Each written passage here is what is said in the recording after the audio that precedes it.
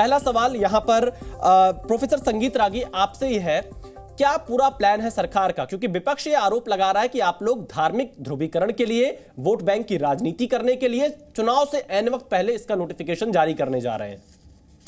देखिए, सबसे पहले तो ये जो कानून है, सीए का कानून है, वो भारत के मुसलमानों के खिलाफ नहीं है और भारत के मुसलमानों से संबंधित भी नहीं है। इसलिए भारत के मुसलमान यदि ये कहते हैं कि ये धार्मिक ध्रुवीकरण का मामला है तो अपने आप में गलत है जी। दूसरी बात, सीए जो कानून है वो जो है वो नागरिकता देने का कानून है, नागरिकता छीनने का कानून नहीं है। तीसरी बात, महत्वपूर्ण बात यह है कि ये कानून उनके लिए है जो हमारे अगल बगल के पड़ोसी देश हैं जहां इस्लामिक रूल मूलतः है, वहाँ से जो गैर इस्लामिक लोग पीड़ित होकर के भाग रहे हैं कन्वर्जन के डर से, हत्या के डर से, बलात्कार के डर से। आपको पता होगा कि बांग्लादेश में हिंदुओं की संख्या जो है वो कितनी कम रह गई है। आपको पता होगा कि जो पाकिस्तान है वहाँ पर 2% के आसपास हिंदू रहे हैं। आपको पता है कि अफगानिस्तान के अंदर शरिया कानून है और उसके अंदर जो है वो गैर मुस्लिमों की क्या स्थिति है, दोयम दर्जे का नहीं, एक जानवर से भी बदतर जिंदगी वहाँ जीने के लिए वो बाध्य हैं। तो ऐसे लोग जो वहाँ से भाग करके और भारत के अंदर शरण लेने जा रहे हैं, उनके लिए ये कानून उन पर लागू होता है। संगीत रागी जी ने एक अपनी छोटी टिप्पणी कर दूं, लेकिन कोई ये कहे कि पाकिस्तान का व्यक्ति, पाकिस्तान का मुस्लिम भारत आकर के वो डर से यदि आकर के शरण लेता है तो उनको भी एक कानून मना नहीं करता है, लेकिन उनको एक दूसरे तरीके से आना पड़ेगा इसका भारत की नागरिकता लेने के लिए। तो एक बात और जो लोग ये कहते हैं कि जो लोग मुस्लिम लोग इसकी राजनीति कर रहे हैं, इसका मतलब है कि वो भारत में चाहते हैं कि भारत में बांग्लादेशी पॉकेट बने, पाकिस्तानी पॉकेट बने और उन लोग का पॉकेट बने जिनके बाप दादों ने इस देश का विभाजन जो है इस्लाम के नाम पर किया, या तो उन्हीं लोगों के गैर तरीके से, गैर लीगल तरीके से आकर के जो बस गए हैं, उनके वोट बैंक पर ये चुनाव जीतने की कोशिश कर रहे हैं। हमारे साथ विवेक श्रीवास्तव जी भी जुड़े हुए हैं, लेफ्ट के नेता। विवेक जी, आपकी पार्टी किस तरह से देखती है 2024 से पहले ये लागू हो रहा है, और साफ तौर से ये कानून किसी भी तरह से किसी की नागरिकता छीनने वाला नहीं है, बल्कि ये तो नागरिकता उन लोगों को देने वाला है जो पड़ोसी देशों में जो अल्पसंख्यक हैं। तो फिर कहां का डर है विपक्ष के मन में? भाई ऐसा है कि वोट ऑफ थैंक्स अगर आज प्राइम मिनिस्टर का सुना हम लोगों ने तो it is very clear, development के आधार पे तो आ नहीं सकती है सरकार। 80 करोड़ लोगों को रोटी खिलानी पड़ रही है, कह रहे हो हमारी इतने ट्रिलियन की इकोनॉमी होने जा रही है, लेकिन that economy is for the rich and the super rich. गरीब आदमी को तो रोटी तक के लाले पड़ गए ना, यहाँ नौकरियां नहीं है, बेरोजगारी है, तो डेवलपमेंट पे फेल हो गए हो। अब अगर मुद्दा बनाना है इलेक्शन का तो क्या बनाया जाए, तो इकट्ठे एक ही साथ 22 जनवरी राम मंदिर ला रहे हैं, उत्तराखंड में यूसीसी ला रहे हैं, अमित शाह कूद पड़े बोल रहे साहब सीएए लेकर के आएंगे। तो ये सारा कुछ ध्रुवीकरण के लिए है। ये सरकार, Bharatiya Janata Party, honourable prime minister wait कर रहे थे टाइमिंग की कि 2024 आए और एक एक करके हम एंटी मुस्लिम एक फंडामेंटलिस्ट तरीके की लॉबिंग की शुरुआत करें, वोट पोलराइज हो। विवेक जी, ये कानून कैसे एंटी मुस्लिम है? कहां से आपको एंटी मुस्लिम ये कानून लग रहा है? भाई किसी की नागरिकता तो नहीं ले रहा है ना ये कानून। देखिए, अब इसमें दो पक्ष हैं। नंबर 1, हमारे यहां पे आप चाहते तो आप भारत की नागरिकता कोई पहले भी ले सकता था, 2014 के पहले भी दरवाजे तो खुले थे। तो उसकी क्या प्रक्रिया थी? संगीत रागी मान लीजिए पाकिस्तान में होते और हिंदू होते या मुसलमान, चाहते इंडिया में आना है, एप्लीकेशन फॉर्म देते, इवैल्यूएट होता, अगर लगता सही है तो नागरिकता मिलती, नहीं लगता तो नहीं सही।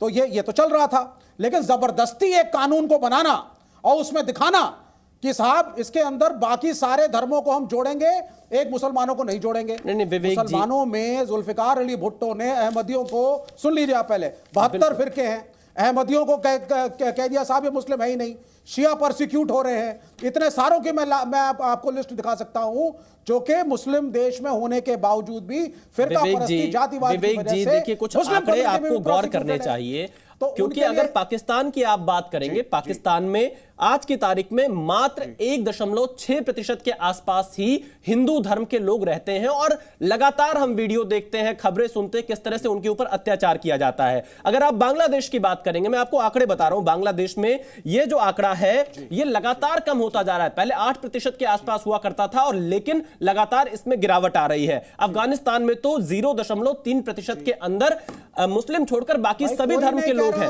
अगर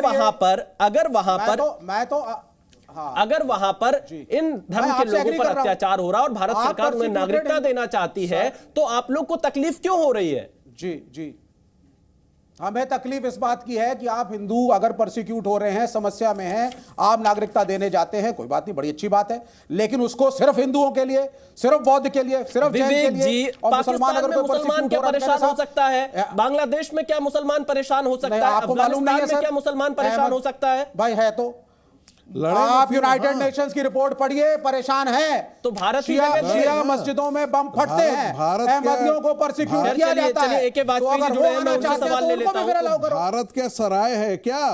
तो मैं वाजपेयी जी से सवाल ले लेता हूं, भारत क्या सराय है क्या पाकिस्तानी मुसलमानों के लिए? बनेगा तो आपको मुसलमानों को भी जोड़ना पड़ेगा। नहीं जोड़ने की जरूरत है।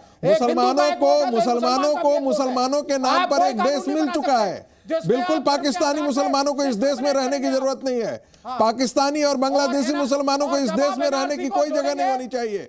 उनके बाप दादों ने इस देश का विभाजन ही इस्लाम के नाम पर किया, पाकिस्तान बनाया, बांग्लादेश बना। संगीत रागी जी और विवेक जी, इस कानून से मैं ये बिल्कुल स्पष्ट कर दे रहा हूं कि किसी भी भारतीय मुसलमान की नागरिकता नहीं जा रही है। अगर कोई यहां पर भ्रमित करने का प्रयास करे तो वो बिल्कुल गलत बात करेगा। जब आप एनआरसी से इसको कंबाइन करेंगे तो समस्या होगी।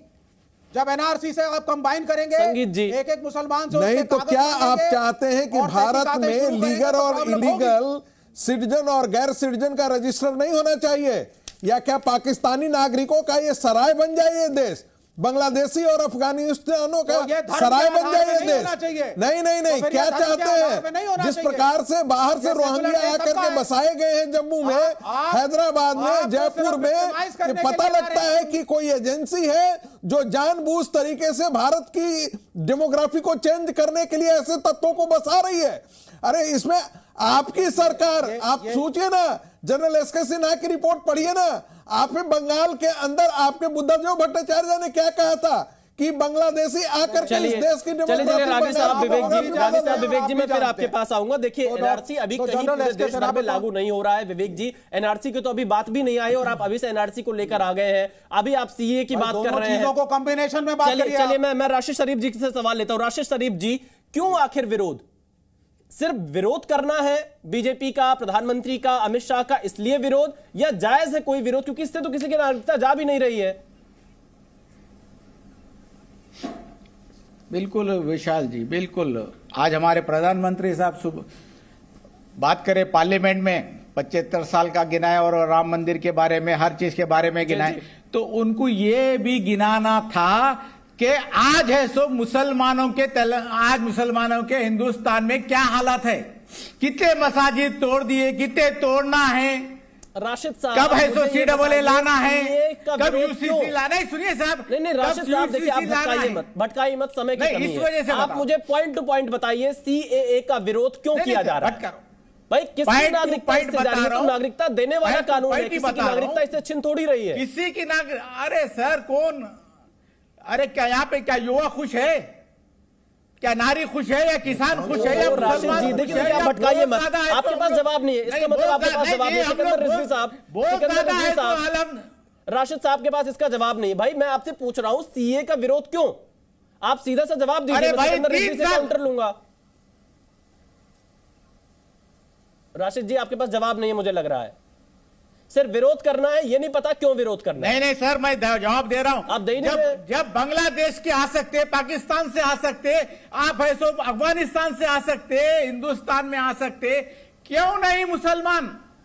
क्यों सब जब आ सकते तो मुसलमान से ऐसी क्यों नफरत है आपको? अरे राशिद मंगाना है तो साहब, पूरे देश को पाकिस्तान 200 की कंट्री 96% परेशान है। बिल्कुल पाकिस्तानी मुसलमानों से नफरत नहीं होनी साहब, चाहिए। 200 सिर्फ 3 कंट्री बिल्कुल क्यों? होनी 3 चाहिए कंट्री क्यों? पाकिस्तानी नफरत 3 होनी कंट्री चाहिए क्यों? 200 पाकिस्तानी कंट्री से मुसलमानों मंगाओ। क्योंकि हम उन्हीं के बहुत बाप खुश दादा ने हैं। इस देश का विभाजन किया हमारा था। कारोबार बिल्कुल जबरदस्त है, हम हमारे तो ये पास पूछना चाहते हैं कि भारत के हमारे मुसलमानों को नौकरियां हैं, पाकिस्तान हमारे के पास मुसलमानों से कौन सी नहीं, मैं मुस्लिम सिकंदर परस्त